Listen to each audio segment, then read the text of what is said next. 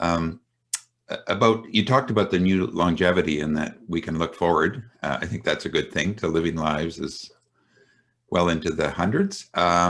About 35 years ago, a group of parents who had sons and daughters with disabilities realized that their sons and daughters were going to outlive them, and that everything in our systems, all our institutions and service providers were focused on the assumption that people with disabilities would die before their parents. So we decided to do something about this challenge, and soon realized that we were at the front end of a demographic tsunami, that for the first time in history, a whole cohort, generation of people with disabilities are outliving their parents.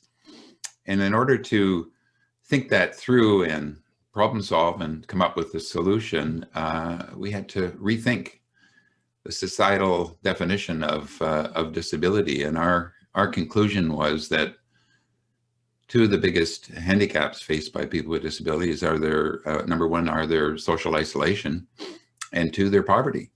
So the social poverty and economic poverty.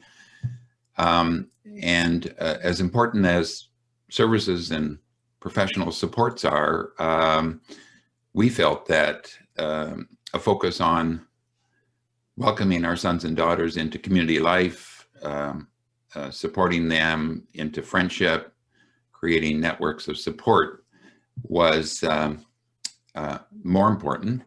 In fact, we came up with this mantra that services and supports should supplement a good life, but not supplant it, not take it over. And that very much led me into an awakening and to an appreciation. And I'm a social worker. I can say I'm an old social worker who used to think that programs and services were the solution to everything.